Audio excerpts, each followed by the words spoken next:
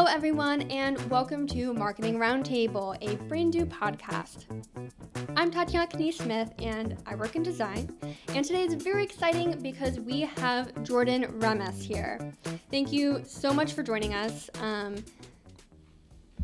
You've had a really interesting journey in data science and other specialties experience life. Can you tell us a little bit about yourself? Absolutely. So my experience is pretty broad in the marketing, especially digital marketing sector.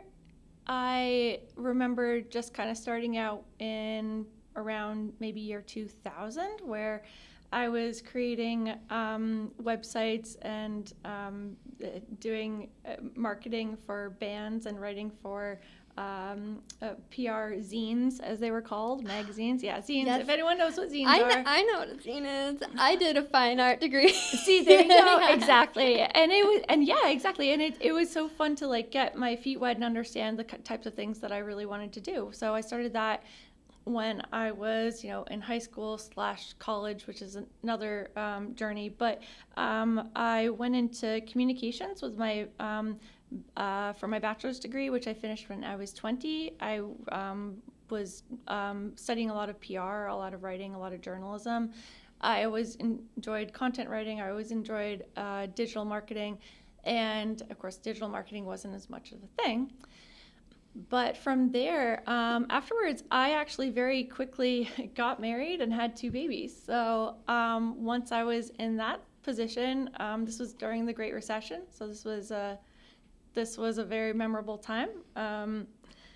Really needed to get something on the books and get a real career out of it, because I had just been working at a grocery store, and that was a little bit rough, having 2 babies and not being able to really afford much. And I found that I could do a marketing program to get my master's degree with a graduate certificate in digital media.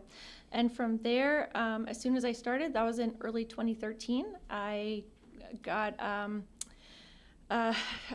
I met some people who were starting up their second or third software consultancy company, and they needed someone to change all of their books over, do a migration, eventually do marketing, do hiring, do all the accounting, do all the taxes. And I was like, I don't know any of that.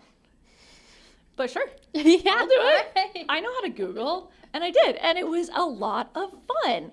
Starting up a software consultancy, and it was Microsoft based. It was a lot of SharePoint, and I didn't know a lot about any of these industry proponents, and I didn't know a lot about starting up a company. So I did that.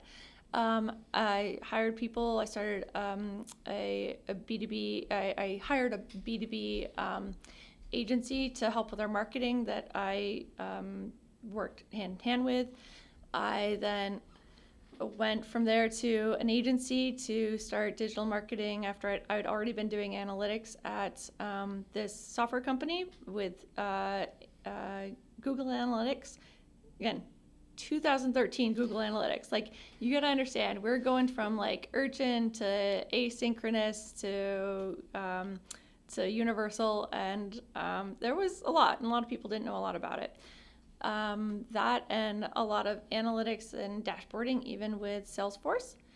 From there, of course, when I went to this very well-known agency, I'm not going to name drop, but it was in southern New Hampshire, and I was the sidekick for the CEO. I did special projects for him. He would be like, okay, Jordan, I can't figure this out. How do I do it? It would be like, okay, well, we're selling Vibram shoes. We need to, I want to know every single brand that uses the Vibram soles. Can you do some sort of Google trick? And I'm like, dude, I don't know. Come on. I was like, I don't know their business, but I don't know anything about them. I don't know all their channels. I don't know how they're doing their sales between different proprietors. This is no. And then within a day, I had looked at some ways to do this, and it was I went into Google. That's where everyone starts. And then I went to Amazon trying to see if I could find anything. What actually worked was Zappos. Is I went in and they actually had inside of their search taxonomy included Vibram shoes if it's in the sole of one of the shoes that they sell. So I could type in Vibram, get the whole list of every single shoe that had Vibram soles, and those were all of the brand names. And so I gathered that, grabbed it, sent it off to him. He's like, damn, brilliant. All right, let's do it. You're like a detective. I come from some of those backgrounds, like on some of my family tree, but I love doing that detective stuff. So from there, I learned email marketing, PPC, which didn't like that much, didn't love PPC, I'll be honest, but I did SEO for Fortune 50 companies. I had a wonderful time there, and then I moved into helping with assistant directing the web development support department. And that was actually a lot of fun because I was working with these big companies. I had a nice little team of people that I was directing, loved the work that I was doing. So I was there for a few years, and then I went from there to Sierra Interactive. Oh, actually, to be fair, before that, I did do one project role for an LMS company called Skillsoft, based out of Nashua, New Hampshire.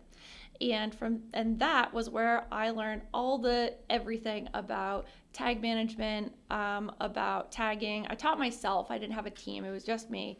And I was a student of SEMO. I couldn't not do things without, I was just looking at SEMO stuff all the time. That's how I learned everything, and I loved his work. So I went from there to then Sierra Interactive, and then InfoTrust, and now here we are. So yeah, wow, yeah, you've done so much, and I love the fact that you're just willing to try something new and go for it. You're I don't necessarily have specialties or experience in this now, happen? But right, it doesn't work, and then you do I can learn else. it. That confidence is great. Thank you. And so you mentioned Sierra, so I have a feeling that I've heard of Sierra. We've heard of Sierra, the Philadelphia space. Yep. But so we met through Philly Analytics, Web Analytics Wednesday events that we hold here at the office. And you've attended those. Jordan has attended those events. I love those. Braindew does a great job. It's really fun. It's really fun to be a part of. Everyone's great, and the conversations they flow naturally. It's nice. Yeah, and you were on our panel for the Customer Data Platforms event. Yes, ma'am. So how did you get involved in Philly Analytics events? That's a great question. I think that a lot of it is just being connected with networks that are all kind of part of the same environment.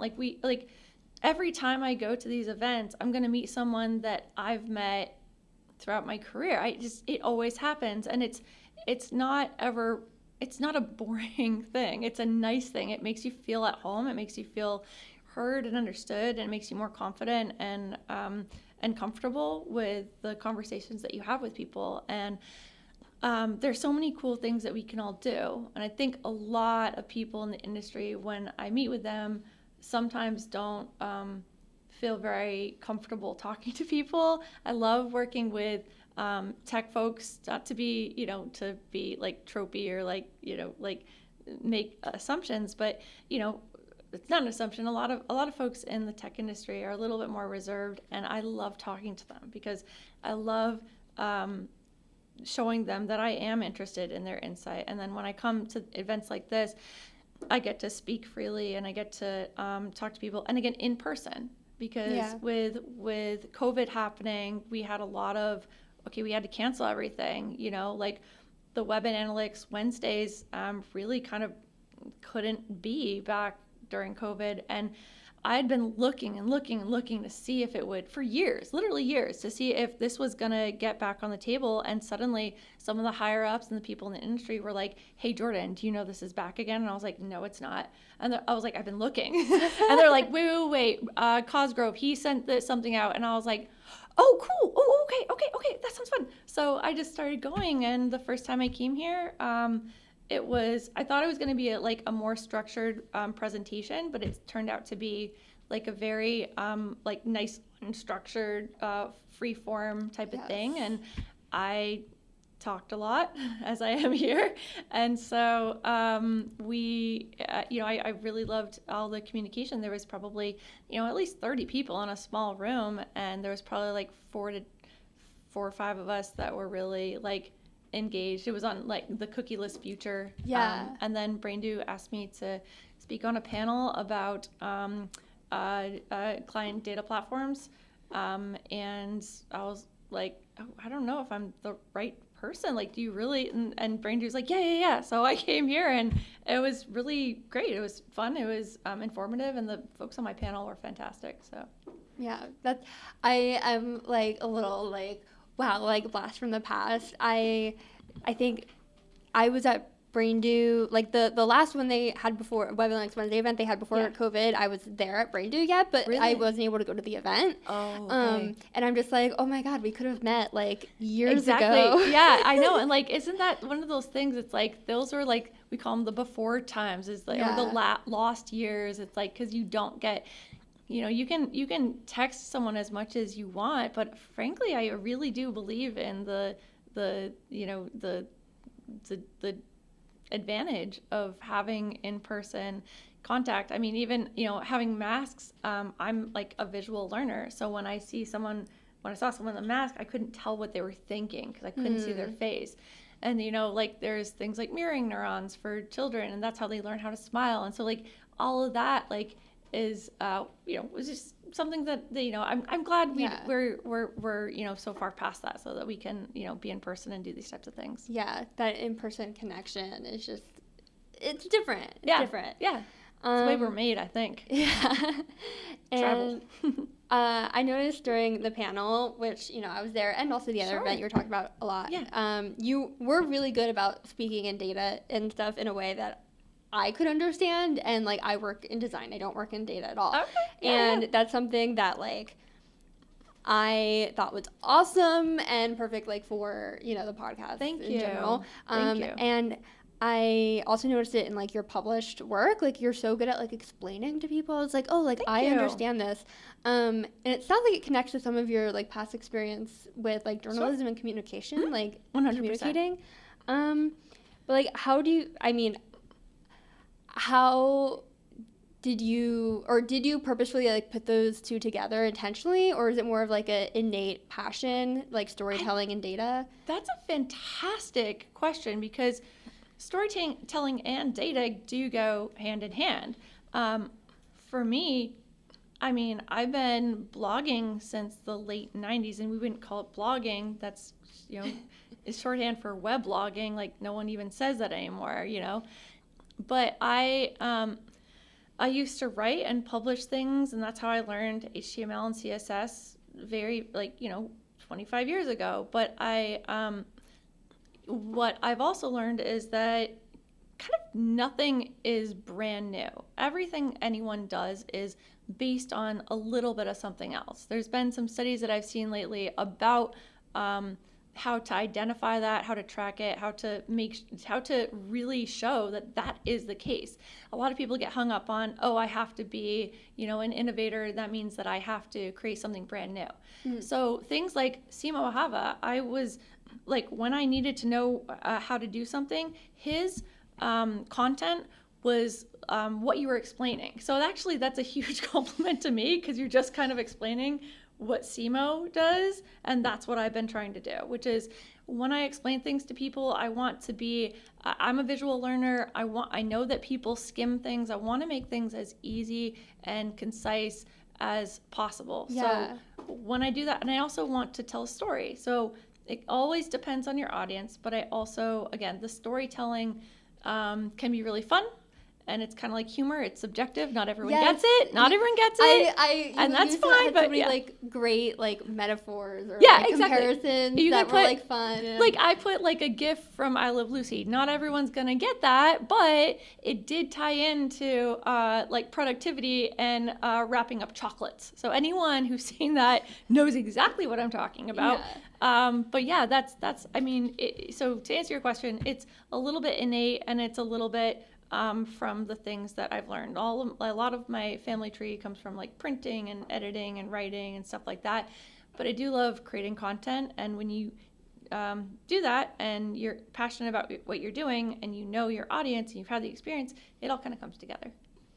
All right. Yeah. Like, I think that's great. And like you said, storytelling and data, they do go together. And that's kind of a thing we talk about a lot. And you also said you love visualizations. Like, I did notice and love when you would, like, take little screenshots and, like, add the annotation and stuff. And the screenshot should be professionally looking. Like, I have my own, license for visualization tools because I don't want to make something that looks like someone just did a copy paste with a black line around. I want it to be compelling. I want it to resonate with the user experience. Sorry, keep going. Oh, well, yeah, no, I love that. And so you clearly are very passionate about data and data visualization. So why do you think data visualization is so important in marketing?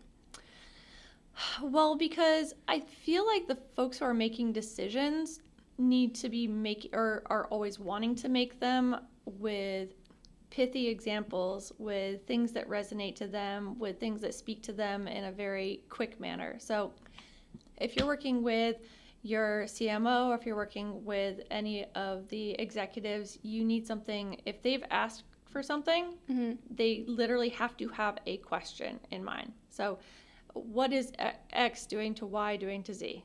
So you're going to come up with that, and then you're going to display it in the simplest, quickest terms that they can see, right? So, you can sit down with them and explain things and geek out the way we all do, everyone in this room does. But having data visualizations is really important because the folks who are looking at them are the most important part. So you can have all the data you want, but if it's not understood, I mean, it's like any type of communications. Like I said, my bachelor's in communications, one of the first things or one of the most important things I learned with that degree was what you say doesn't actually matter, how it's perceived matters. Yeah. Like what you're doing is not, it doesn't mean anything unless it's perceived the way you want. And if it's not, then it still means something. It's just could be scary. So you gotta understand your audience. So that's why I think it's important. Yeah, that really resonates to me. I think it's with me. I think it's like a lifelong in general, learning. You can use this in any part of your life. Like you don't have to use this for data visualization. Intention versus perception. Yes, exactly. Brilliant. Yeah.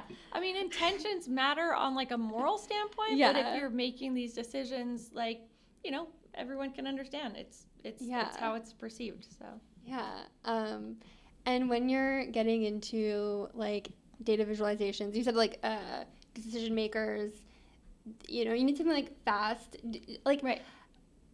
How do you, as the person visualize, creating those visualizations, what is your biggest challenge, do you think, making something that they will understand, that maybe they don't know what to ask for, right, but you might see it a different way, or how did you learn to know that this is the best way to communicate that to them? Trial and error, and also I've worked with starting up, not as much anymore. I've got, this may be an aside, but a little bit jaded from working with executives because I did that at the beginning of my career for so long. And from that, I learned what they were actually going to want or see or look at, and if they don't get what they want, they're going to put that on you. So you have to make sure you start out with asking every single question that they could possibly need to have answered, whether that is the metrics and dimensions, or because that's what a lot of analytics folks focus on, but think about business needs. Think about what are they looking for? What are they focusing on? Think about branding. Think about how they want their visualization to look. And if you're in an agency, co-branding is a huge thing. You need to have a little bit of yourself there to show that you're doing this work. And then, but if this is ultimately going to a C-level executive, you need to make sure that it is familiar to them to look at. They don't want to look at just a bunch of bars and charts all day. They want to look at something that reminds them of the brand that they work for. So what I do is I usually scrape the DOM of their website. I find visuals, I get the CSS, I make sure that everything that I have is as familiar to them as I can possibly make it. So that's, trial and error and learning through experience and asking all the questions makes a lot of sense. I have grabbed hex codes for Looker Studio boards before. You gotta do it. You gotta do it. It's important. What do you think is the most underrated type of chart? Oh gosh, I have an article where I wrote about using bar charts for creating a mock conversion funnel, and that one was one of my favorites, and that was actually how I presented it, was that this is really underrated, not many people use it. And then I got a marketing email from Google that was about then Looker Studio, and they featured my article first on their 3 tips. They do. I was so cool. They usually do 3. Here are some new features we're doing, and then they do 3. Here are some tips from influencers, and mine was the first one on how to do it, and it was very step by step, and I was very proud of it. But yeah, the bullet chart is not very widely used. It's basically like a thermometer. It just kind of gauges 0 to 100 or 0 to 3,000. It doesn't have the type of inherent comparative features that people want, but you can pare it down, which is one thing I suggested, which is getting rid of a lot of the stuff around it, the markers for the x-axis, the y-axis, and then making it more visually understandable. In this conversion funnel, it was about steps throughout checkout conversion at this point. It was like, how do you want to... this one was about making your favorite cocktail. Like, this is all just made up. How do you make your favorite cocktail? What are your flavor preferences? What's your personality? What's this, and this? And this funnel showed the users and which step they actually went to, and which step that you had huge drop-offs or abandonment. And that's where you would want to, if you see that, actually... to make some changes or considerations in your web presence in your product for that particular thing. So that's where I would say the bullet chart is one of the unsung heroes. Yeah, I did look at that article, and I would be like, it is just kind of like a bar chart in a way. Maybe you're like, no, it's not like a bar chart, but I'm like, it's kind of like a bar chart, like smashed together. If you had it like chronological, like high to low or low to high, it could be and then you kind of see, like you're saying, like the drop off or like the steps, the stacks, and then it's all like in one place. It's very and then you have your own. If you're using this, it's obviously a visual tool to use something like Data or Looker Studio, and so you can take those charts. What if you want it to be kind of like a centered approach where it looks like a literal funnel? You can do that. Put that on top of, a lot of folks like sales funnels to look funnely. Yeah. They don't like to look at histograms and all this. So you have that ability with these design functions in your studio to be able to do that. Love to be literal on a funnel. Right, exactly. It's a funnel, it's a funnel. It's a funnel, it's a funnel, it's a funnel. Yeah. If you were to like vote one chart off the island, which chart would you vote off? Well, everyone says pie charts, but I really like pie.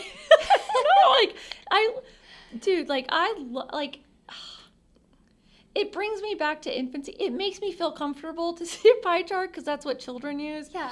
It may not be very useful. I'd say probably the donut chart because I love donuts. Okay, guys, don't get mad at me because seriously, I love donuts. I'm not. It's basically the same thing. I was just unless you're at a donut company. Okay, this would be cool. If you're at a donut company, there's a company called Holy Donuts in Portland, Maine. CEO was this like entrepreneur woman, amazing, made the best donuts. And if you needed to show her what was going on in her company, I would absolutely use a picture of a real donut. So that's fine. Yes. But the chart, GIF stuff, like not GIF, the iconography, like I'd vote it off the island. All right. Yeah. All right. That is a good pick. I like that. Because I kind of like pie charts too as like a designer, right? They're super basic. Everyone knows them. Yep, yeah. And analysts don't really like them because they're not great. But if you're looking at something very quick, like you could put the same information on a table. Doesn't mean a CEO is going to look at it. The whole point is to get the people who want to look at it. So like at a glance. Put it in there. Use the colors of their brands. Use the fonts and like be as attention detail oriented as you can possibly be. So anyway, nice. Yeah. Thanks, Tatiana. And oh my god, the donut thing too. That was great. I was like, yes, all donut companies should use donut charts. I in their agree. analytics. I mean, delicious. Honestly, delicious. This podcast is powered by Braindew, a digital marketing agency that not only provides a diverse mix of digital services, but offers guidance, experience, and true partnership to bring your business to the next level. We offer expertise in data, analytics, development, paid search, and design, just to name a few. We've worked with businesses on every level, from local operations to Fortune 500 companies across a variety of industries. We have experts to help strategize and execute your digital marketing needs, no matter what step in the process you're at. We're there for you, from wireframes to paid campaigns. Braindew, experts in everything digital. Please reach out to learn more about how we can help your business grow. Okay, so there are often some basic similarities when you're tracking sites, like conversion rate, time on page, events, button clicks. Like that's kind of like a universal experience for tracking. But how do you approach visualizing data for each site? Like, do you have some go-tos, or is each one like a new custom thing that you do? Sure. Well, to kind of hark on what we were talking about earlier, it really always comes down to what the audience is going to need. So if you're working with a client, whether you're working in an agency or you're working freelance, or whether you're working with just your CMO and you're doing this, like, I wouldn't take anything that I've previously done. I would look at it and be like, Jordan, you did such a good job. But I wouldn't actually use all of that. It's like, because everyone has something different that they need. But I'd say some things that do stay steady are using the colors and the graphics and the fonts that your audience, your C-levels, your stakeholders are going to want. So that's something that I always hold on to. It's and then you build up a portfolio. It's nice. Like, you should be proud of your work. It's not always easy to do. I think anyone who's doing this should be proud of it and keep it in their portfolio. And, even if you're looking back and be like, that one sucked, it's like, yeah, but you were learning and the tools were changing. And it shows that you're able to accommodate and make sure that you're answering the questions that need to be answered. So that's, and I also look at other templatized dashboards. So if someone, and I would look at industry based. So if someone's like, all right, well, I'm in this industry that you've never worked in before, I need this dashboard. I might go, okay, well, here are the things that they need and want, but how do I make it shine the way this particular industry, whether it's a fashion industry, whether it's healthcare, whether it is, CPG, and like, it doesn't matter. You need to, like, I like to have ideas. I like to, they're the ones who are probably influencing it more than my past stuff, because my past stuff is specific to what those people actually need. Yeah. That makes sense. Could you give like an example maybe of like, say we're talking about, okay, what's like a super basic like dimension that you're usually like tracking and visualizing? Ooh, and then like a case for like two different ways you would visualize it. Sure. So oftentimes it's about conversions, and conversions are usually based on events. And one thing that I like to do that's a little bit unique is a lot of out-of-the-box tools like Google Analytics and Adobe, and what you're doing for conversions has to do with everyone on the entire site, and of that, who clicked one button. And your conversion rate might be like 0.0001. Mm-hmm. What I like to do is find how many people who actually could see that page, who actually visited it. Might be on the homepage, might be on an interstitial page, which you don't really want anymore, but it's trying to look at, okay, can we narrow down who actually visited the page? From there, then you get your conversion rate of who clicked on it. because if you have a conversion rate that goes from 0.00001 to 0.000121234 you might be like, oh, what does that mean? But that's because you're taking into account everyone that's ever been on your site. If you narrow it down, you might have, okay, we went from a 25% conversion rate to a 30%, and it's easier to see and analyze what you're doing. So I like to use scorecards in Looker Studio because they are super flexible, great for using case statements. It's so funny because you could say like, oh, I like bar charts, I like all line charts and all this, but I kind of like scorecards because they're very visually flexible when it comes to what you're trying to represent, and you can really tailor what you're trying to show in an easier way than if you just used an out-of-the-box chart. Okay. I'm gonna ask maybe a silly question. No, that's fine. There's no such thing as a silly question.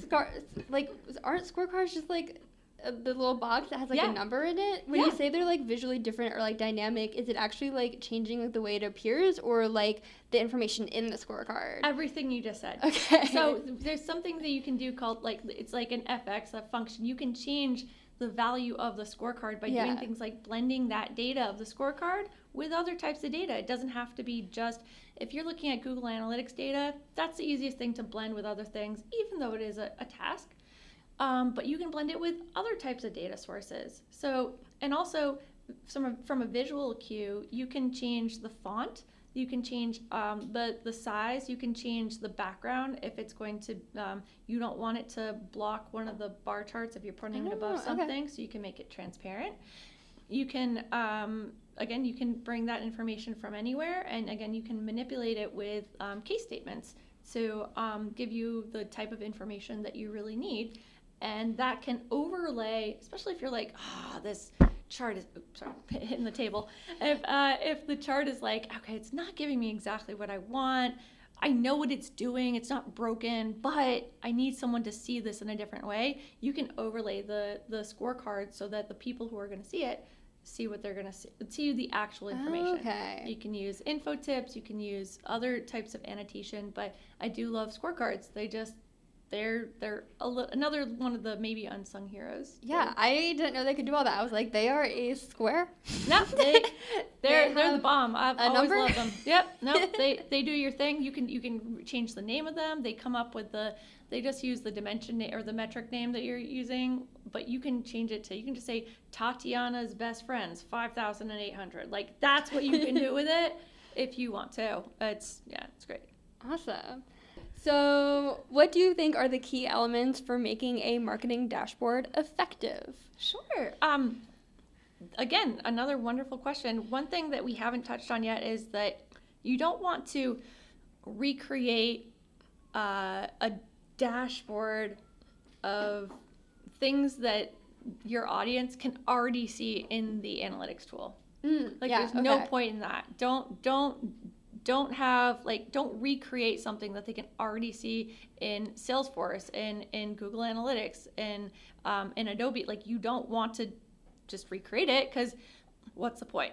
Now, that said, if your stakeholder doesn't understand that is what you're supposed to be doing is just putting what they need, they might get frustrated, or they'll think, well, this is great, I need to know more. Where's more? Where's more? Yeah. That sometimes can happen.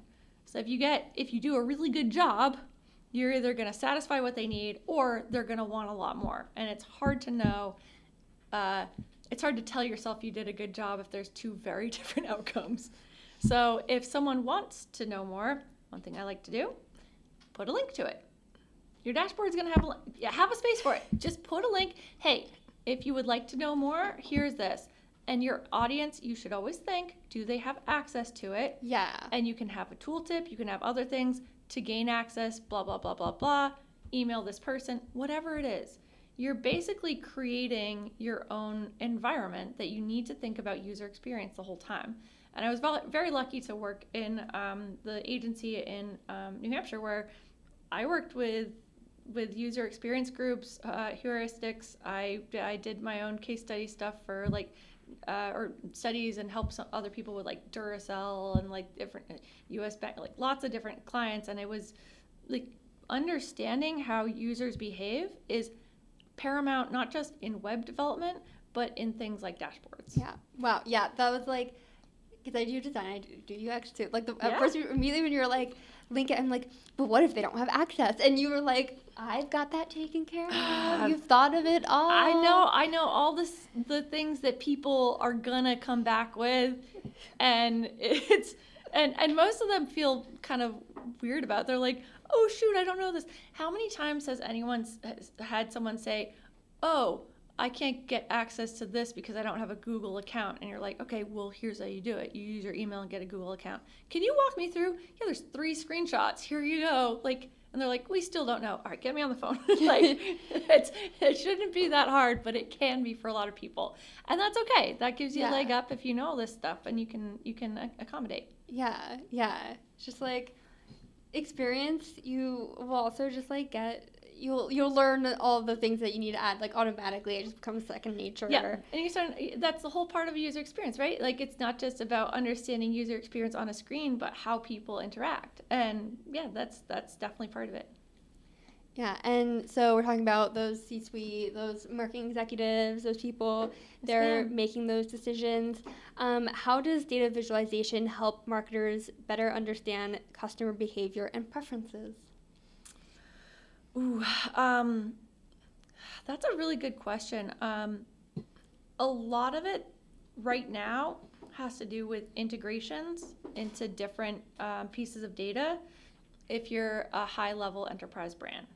Now, there are other things you can do on a lower level. I haven't worked as much with them, but it's a lot simpler. Those are like, okay, we can understand how someone went from this to this to this, and then might have dropped off. Cool. But if you have something like a sign-in flow, if you are using OAuth tokens, if you're using applications on top of your website, that is where you need to get things like data from your CRM. And how do you do that? How do you bring that together? And there are tools like Snowflake. You can get structured data and unstructured data all kind of together and try and visualize it. But the biggest thing is that if someone is, they have all of these elements, it's kind of like what I was talking about with the panel on client data platforms is, that's where you need to be able to converge things and have a great team and be able to work with them. Smaller scale, like I said, you can see drop-offs. You can see one good thing is to look at year over year, especially if it's a seasonal company. It's just a tip, If you look week over week or month over month, it's like, all right, well, I sell surfboards, and in July we did really, really well. And at the end of August, we seem to dip off. Maybe we've done something wrong with our marketing. It's like, no, the season's changing. Summer ended. Let's see, how did you do in July, and how did you do in July of last year? And if you do see a change, look at what things were different. Was the weather drastically different? Maybe. In which case, you can actually bring in, especially if you're using like BigQuery, you can use it. Weather tables and try and map out things like that. That's so cool. And then you can visualize it. It's actually really neat the way you can do this stuff. And so you can then compare it against your sales. So yeah, I mean, that's how people can, I believe, use it. And the AI and large, learning, like large scale learning machines and everything what we're doing right now with like regression models. When I finished my master's degree, very beginning of 2016, I'd save the party subject for last. It was quantitative analytics. And I was like, no, I don't want to do it. It's dumb. But I really loved it. I surprised myself so much when I was looking at this stuff, and I'm like, okay, these have Excel, like you can add on these like add-ons, packages, like you do this now with Google Sheets. But back then I was like, holy shit, this is so cool. I can add things that Excel doesn't already have. And from that, I was looking at regression models, and then I was working with large-scale companies. I'll say one that was equivalent to LL Bean, but I won't say what the company is. But I was doing A/B testing with their email marketing, and I was looking at the dashboards inside of MailChimp, I think, at the time. And I was looking at their testing, and I was like, okay, this is 49% open rate, but this is 50%. And they're like, yeah, we're going to go with that one. And I was like, okay, hand up. I was like, how do you know that's a statistical difference? Are they actually the same? Or is one actually a little bit better? You have to understand your population data and be able to do this. And the folks are putting this on, there's so many other things that people have to do. Knowing quantitative analytics is a whole other job. Like, it's a lot of work. Yeah. So you don't usually see that in the industry. But yeah. Oh, what was your question? Sorry. I was like, wait a second. I don't know. I'm I was on the journey with you. I'm having too much fun we were with this. talking about behavioral, like customer behavioral preferences, like how the things help them understand. I mean, I liked the tangent we were on. Like, I we did could too. keep That was talking nice. about that. That was nice. But also I was thinking, like, yeah, like when you were talking about like the surfboards and putting the weather in, I was like, oh my god, like, yeah, that's so smart to like go outside and think about like outside world circumstances, because that can like what's influencing everything around people. It's so easy to like get in a state where you're just like searching for answers like in the dashboard. Right. Like where's the information in the Where is dashboard? it? How come I don't get what I want? Yeah. It's like, you're acting like a toddler. Grow up. It's not there. I'm like, what's happening? What is it? And I was just doing like, I mean, much smaller level, but reporting from like LinkedIn. Yep. And like, I'm like, this spike doesn't have an explanation. There's no proof. I'm looking everywhere.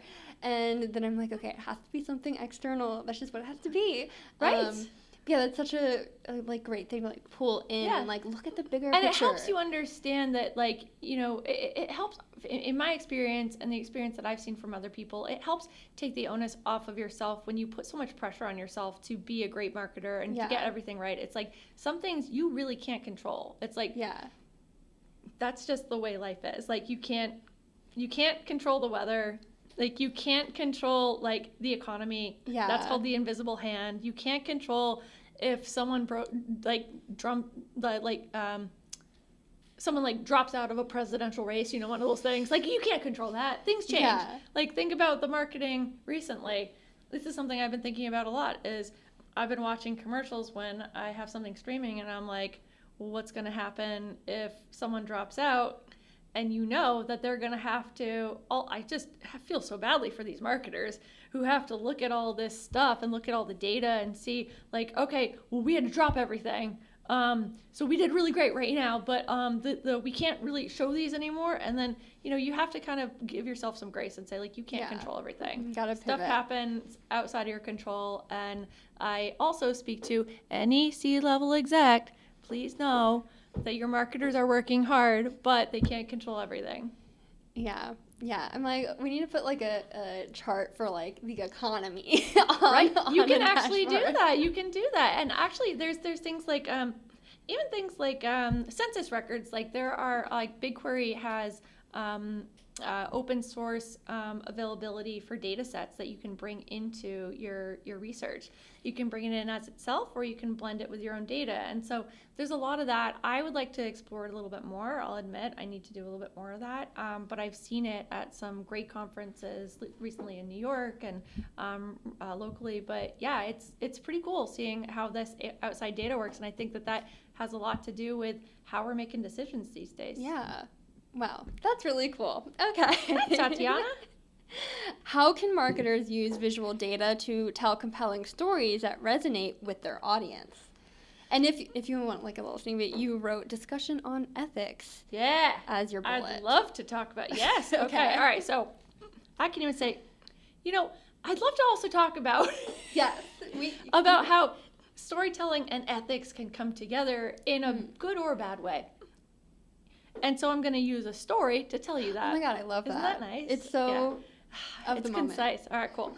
Okay, so when I was really starting out in data, I really didn't think I was doing a very good job I was told by someone, well, like not an executive, but a director, you're not doing a very good job. But I was trying so hard to be fair to all of the data points, and I couldn't then put together a story because I was trying to understand the differences and give them fair chances within what I was looking at. So I was like, okay, I can't say folks from SEO have done this and you should do this.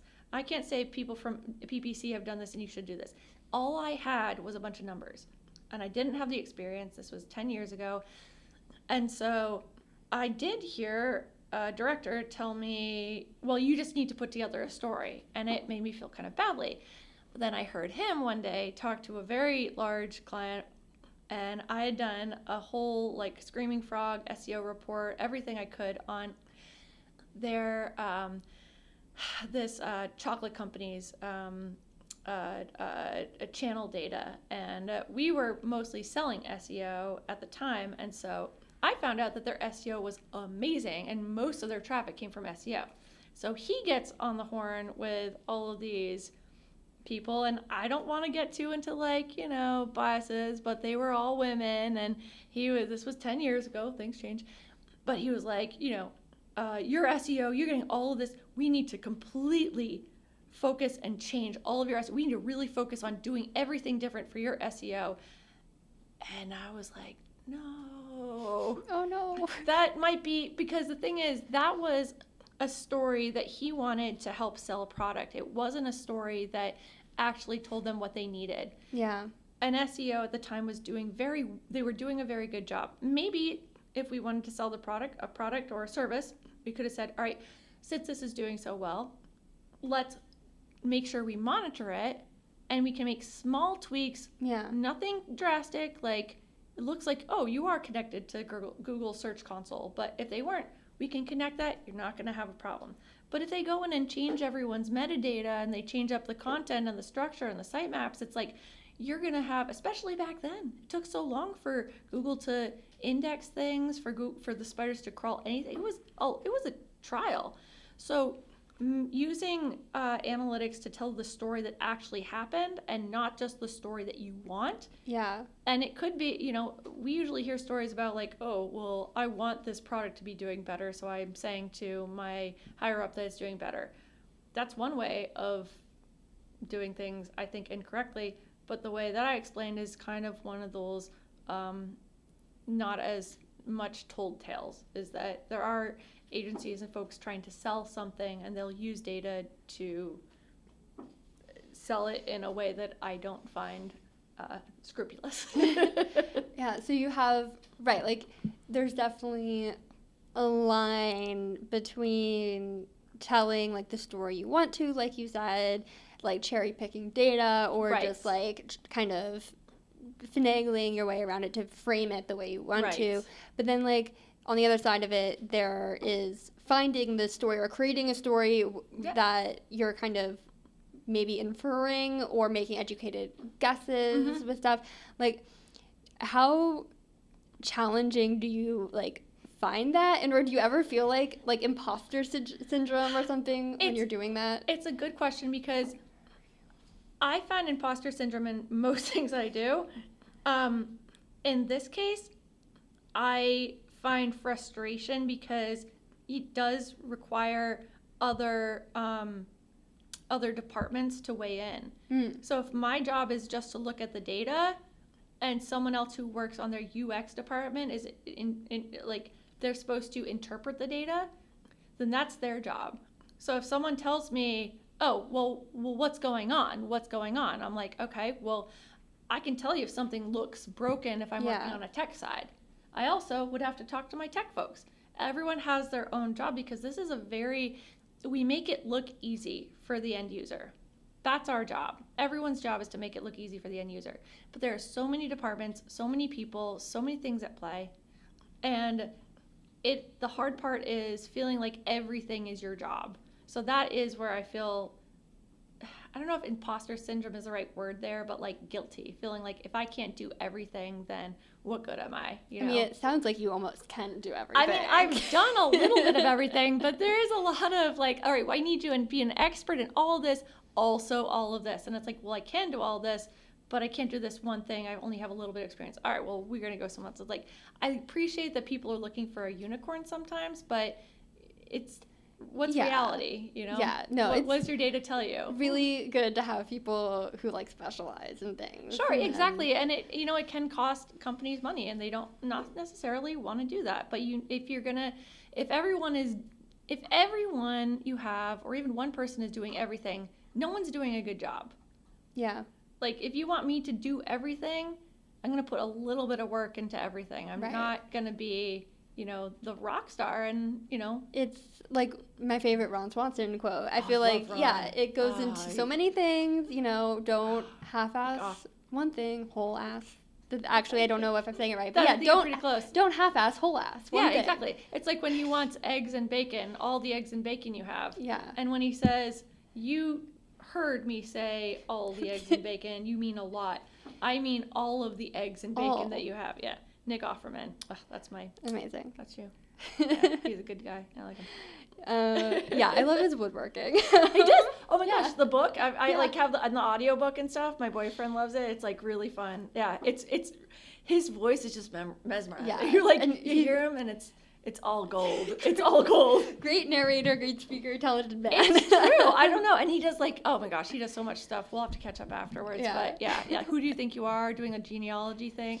Dude, he just does fun things. Okay, well, that almost, I feel like this tangent almost works with my next question, which is like a little bit more free flow. It's just like, are there other ways you enjoy storytelling and telling stories outside of data visualization? I mean, I recently published a small book on Kindle that was, I used a lot of visualization for it, and it was on the Ig Nobel Prizes, and a lot of people don't know about it, but it's just such a cool endeavor and this amazing prestigious award for something silly. And I used AI to create the right book cover. I did storytelling based on like what pen name I wanted to use, and like that had to do with my middle name and my maiden name and putting it together. And then I for the visualizations, you know, this is just a quick read. It's like 40 pages, but I wanted to help make the story cohesive. So every single example I had of people who won Ig Nobel Prizes, like for instance, there was one about like, why do pigeons hate this statue? Like, why? And like, I don't know. Who would think about that? It's like, okay, well, the data shows that the pigeons prefer this metal to this metal, and why? So someone gets an award for this, and it's fantastic, but I'm putting together visualizations, and I want it to be cohesive. So what I did was take the hex values of my cover, and then I applied filters to the visualization to try and keep it a little bit more cohesive as I went along. So that's just one way of keeping someone in a story, you know, even when you don't have, you know, a full team of people to do stuff. Yes. Yeah. Yes. We're telling stories with data. We're telling stories with charts. We're telling stories with visuals. We're telling stories with storybooks. Right, exactly. stories with stories. Yes. Yeah. That's great. And our kind of like last little section here is just kind of looking ahead. What trends and technologies in data visualization do you see beginning to emerge in the space? Oh, that's a fantastic question. I've been looking at this, and I don't think that anyone has the answers yet. So I think that anything, like you're saying, is a little bit speculative. But using LLMs and using data to get more regressive analysis, like we want our models, we want to understand predictive analysis. We've always wanted that, because no one wants to look at, you know, a chart and see, oh, this number says 73%, and say, what does that mean? Because if you look at something, I'm going to get too much into the weeds, so bear with me. It's fine. We love the weeds here. All right, cool. We love the weeds here. Okay. So looking at data, it's not supposed to be emotional. It's supposed to be like Aristotle's, the reason free from passion. So it's supposed to be its own thing. So if someone tells me, all right, that's 75%, that's bad. 70%, let's say 7% conversion rate. I have to say to them, what makes it bad? Yeah, it sounds pretty good to me. And they'll say, and that's just it, is that like, they'll say like, it's good. And I'm like, okay, well, this is your KPI. And one thing I have said since 2016 at a Search Love conference in Boston that I heard there, and I forever will repeat it, is KPIs without targets are worthless. If you have a KPI and you say, oh, we want to measure emails, that's your KPI. Great, you might have 10. What's your target? If you don't have a target, you need something either to benchmark from before, or I ask all the time, industry targets. Go and find industry benchmarks. Yes. And measure against them if you don't have your own targets. And it is incredible how many executives, how many departments, how many companies have never thought of that. Whenever I say that, they're like, oh, and then they change the subject. I'm like, okay, but I'm still right. So yeah, making sure that you can understand what you're looking at, and then the futuristic models are, okay, what are you looking at and how do you predict the future to be? And before, you had to use those add-ons in Excel to do your art testing, and you need someone who really knows what they're doing. You don't usually use a marketer. You don't use an engineer. So who's doing it? So having models where we can just go in and push a button rather than going into an Excel sheet is always the way that we're moving towards. We want something user-friendly. That's the whole point of data visualization, is user-friendly. And so anyone who's doing the work is also, it's all very meta. It's like you want something user-friendly, so someone who's doing it needs it user-friendly, and then the people who are telling them needs to have user-friendly information. It's all kind of connected. Yeah. Like I never really got the chance to talk about ever, like I always wanted to implement the, SEMO wrote about it, but when reCAPTCHA released their version 3, probably 5 years ago, right when they released it, there was a way of using reCAPTCHA's keys and putting and using either PHP and putting a file at the end of your root domain to score your data in Google Analytics. So you could score it based on if it's actually bot traffic. So it'd be 1 to 3. You could ignore the 3s. So it was actually putting reCAPTCHA was looking at, okay, is it a bot, sending it to the information, the hit to Google Analytics, and then saying if it was legit or not. And then you can use that data to look at your user ID, your client ID, and then go into your Explorer report and all this stuff. So I've got all that stuff, but I mean, cleaning, it's a thing. I don't think anyone likes listening to it, is all I'm saying. If we're going to put this on the air, I don't know if anyone wants to hear about cleaning data, but I'll give you a mop. It's fine. Okay. Wait, I am kind of fascinated by reCAPTCHA though. Yeah, sure. What do you want to know? It's always click the traffic light, and I'm does it include the metal framing for the traffic light or the literal light? I think it includes the literal light, and I often think about this. It's not my wheelhouse, but I think didn't a human have to make these rules? That seems like a lot of work, to do this and know whether or not there's a stoplight and what. How are they doing this in the back? I know that there's plenty of ways it could be done, but I've never actually looked into it. But what I do know is using reCAPTCHA, it's actually pretty easy to implement on your site. They give you a key that you can pull into whatever CMS you're using and whatever backend system you're using. And I did that with US Bank back in 2016 for all 300 and something of their sites, and working with their backend and front end developers. But then that was all the more reason that I thought it was cool that SEMO had come up with a way, in conjunction with another friend of his, to put together a way to score your data's cleanliness using the V3 model, because it was only available once they released that latest model, and using that key on your site. You just kind of had to do some configurations. I thought it was cool. Never got to implement it. people are always busy doing other things, and I get it. Like it's not always, even the coolest things are not always top priority. So. Yeah, sometimes that does happen. Sometimes the coolest things are the lowest priority. Unfortunately, they're the bells and whistles. yeah, exactly. That's where you need like your time to yourself at home to do things like write a book, write a Kindle book, and on crazy science, and just have fun. Like it takes you out of the space you were already in, but still kind of uses the ability. So yeah, sweet. All right. Well, we've talked about so many things. Thank you so much for spending time with us. Thank you. It was great having you, Jordan. Thank you, Tatiana. It's been wonderful. Where can the people find you online? You can find me on my LinkedIn profile, and it is Jordan Remmes, Remmes. You can find me on with my articles for InfoTrust. If you go to InfoTrust website and you look up my articles, there's a page just for my authorship. And if you'd like to get in touch with me, you can send me an email, jlake1214@gmail.com. So that's jlake1214@gmail.com. And I would love to speak with anyone if you have questions on data visualization or anything in the digital marketing space. I'm doing some freelance stuff too, like for a modeling agency. I'm having fun, and if someone wants some help, I'm open for new work as well as pro bono. So happy to hear from folks. Yeah. Yes. Go reach out to Jordan today. Thank you, guys.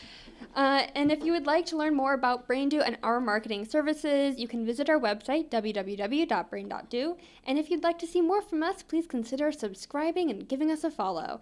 We can be found at brain.do on Instagram and TikTok, as well as Braindo on LinkedIn. If you learned something helpful today from this episode, please consider leaving a review. Smash that like button. Smash it. Do it. See you next time at the Roundtable.